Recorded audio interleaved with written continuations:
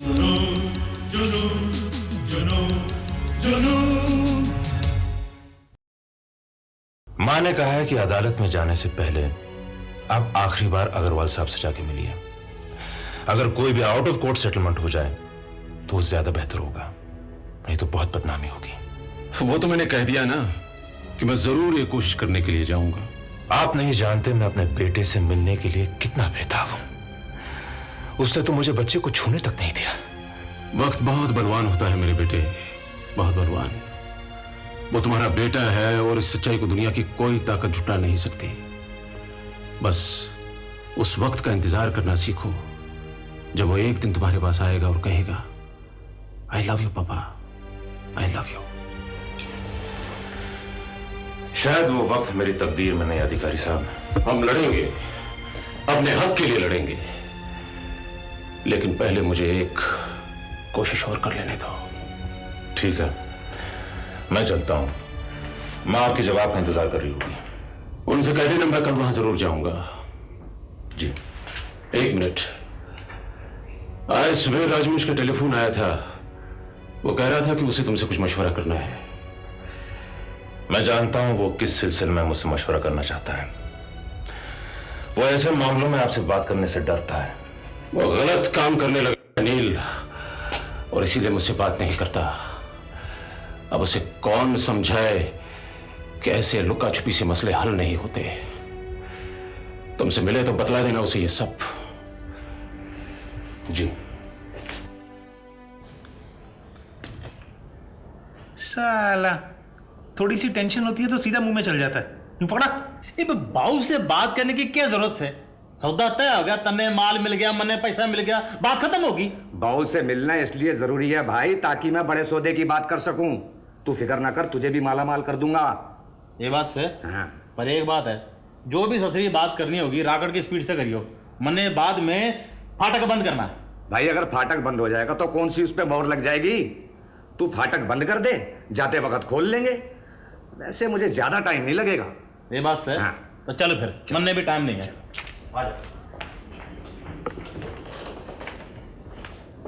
बहुत अंधेरा है भाई, यहाँ जरा लाइट ऑन कर दो। लाइट ऑन नहीं होगी। दिलावर कौन है ये? घबराओ नहीं साहब, मैं आपसे आगे के सौदे के बारे में बात करना चाहता हूं। ये दिलावर तो कोई कीमत में कमी नहीं करता। वैसे अगर कीमत तय हो जाए ना तो आगे आपको किसी ग्राहक की जरूरत नहीं पड़ेगी। ठीक है ठीक है ठीक है, मतलब की बात करो। 60 रुपए के हिसाब से अगर बात पक्की हो जाए तो हफ्ते में 100 बोरियों की जरूरत होगी। 4 पैसे हमें भी मिल जाएं तो हमारा भी गुजारा हो जाएगा, वरना आदमी इतने जोखम का काम क्यों करे? अरे दिलावर, अब बेचारे पे तरस खाओ। चलो 70 नहीं 65 पे फैसला करते हैं। तय भी गजब करे है भाऊ। अरे 95 की बोरी है, फिर ससुरी मिले कहाँ है? देख भाई, 70 से एक पाई कम नहीं होगी। लो जी, ये तो नहीं मानता। ठीक है, लेकिन 100 बोरी हफ्ते की मिलेगी? और ना जी ना, हमारा भी कोई असूल है भाई, एक रात में 10 बोरी से ज्यादा नहीं काटेंगे। हाँ दिलावर, वो तो देख लेंगे बाद में। कुछ एडवांस है तो दे दो ताकि हम किसी दूसरी आसामी से बात ना करें। जी हाँ, ये 400 रुपए हैं मेरे पास, इसे रख लीजिए। हाँ हाँ हाँ, दिलावर बेचारे के पास 400 रुपए ही हैं, इसी से काम चला लेते हैं। इब तय मालिक हो। हाँ वो तो हूं, वो तो हूं। चलिए, सौदा तो तय हुआ। कोई एक ग्लास मिलेगा? सुबह से जाने कहां कहां मारा मारा फिरता रहा हूं। जरा थोड़ी। हाँ हाँ, थक गए होंगे थक गए होंगे। क्यों नहीं क्यों नहीं क्यों नहीं। दिलावर जी, जाके फाटक बंद कर जा। इब गया जी। हाँ।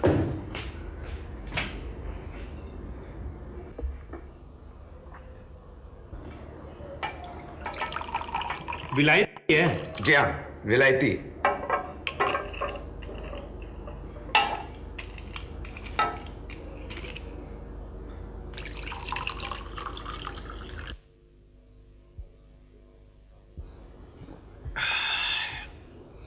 अरे तू एक हफ्ते का तो छोड़, 1 साल का ठेका ले। यहां सीमेंट की कमी नहीं है। इस गोदाम के बगल में एक और गोदाम है जिसमें सीमेंट ही सीमेंट है, सीमेंट ही सीमेंट। तिल रखने की जगह नहीं है।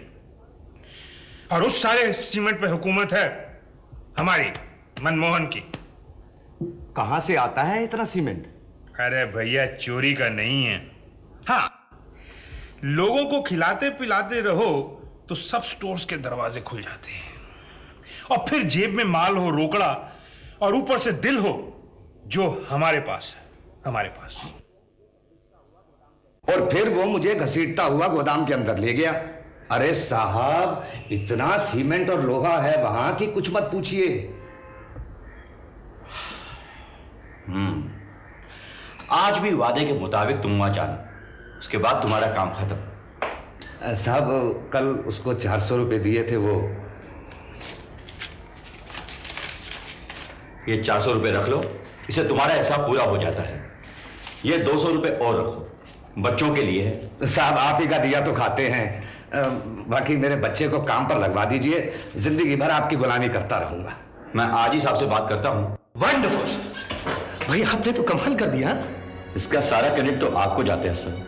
अगर आप मुझे अपना एतमाद नहीं देते तो ये डिसीजन तो मैं अपने तौर पर ले नहीं पाता था। बस अब आप देखिए, बैठ के आराम से देखिए। ये भिखारी मुझसे टक्कर लेने चला था धनराज एंटरप्राइजेस से। सर, आप कहें तो अपने आदमी को विजिलेंस पर रख दूं? नहीं, हमारा जो काम था हमने कर दिया। अब तो हमें उसके सामने भी नहीं आना चाहिए। Okay sir, you may leave.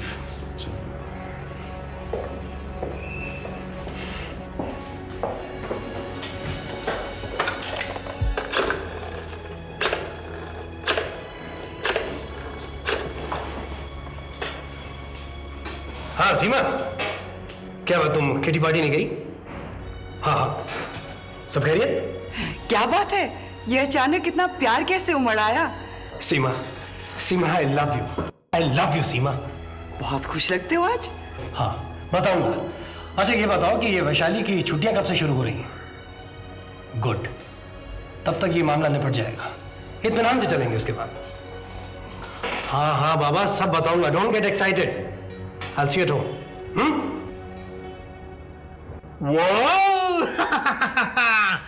मेरा जूता है जापानी, मेरी पैंट इंग्लिशतानी।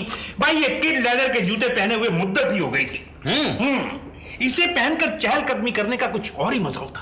बहु ये पुराने जूते ये नए डब्बे में घेतू। भाई इसे तू मेरे प्यारे प्यारे भतीजे को दिया बस। ये मतलब? इसे तू आदित्य धनराज को दिया।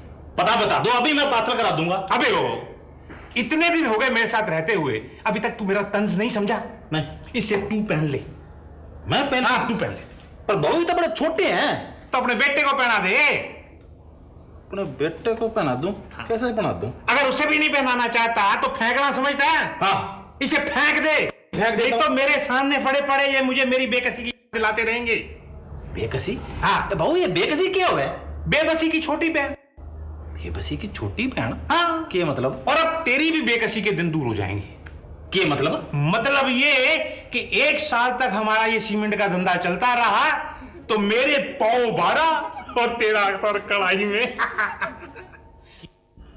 बस अब कल का दिन और है, परसों हम विशाल को ले आएंगे तो ये घर फिर से चहक उठेगा। याद है ना, परसों जाना है हमें। कमाल करती हो। अरे मैंने डायरी में लिख के रखा है। ये देखो, यकीन नहीं आता ना तो खुद पढ़ लो। मान लिया जनाब सुधर गए हैं, लेकिन उस दिन तुमने कोई आनाकानी की ना, देख लेना। तौबा तौबा, अरे एक बार गलती क्या हुई कि आप मुझे जिंदगी भर बख्शेंगी नहीं। अच्छा अब चलता हूँ। अरे नहीं, इतने प्यार से मैंने घर में बेसन के लड्डू बनाए, एक तो खा लो। क्या कर रहे हो? अच्छा दफ्तर से कोई फोन आए तो कहना मैं अधिकारी साहब के ऑफिस में हूँ। Okay bye bye.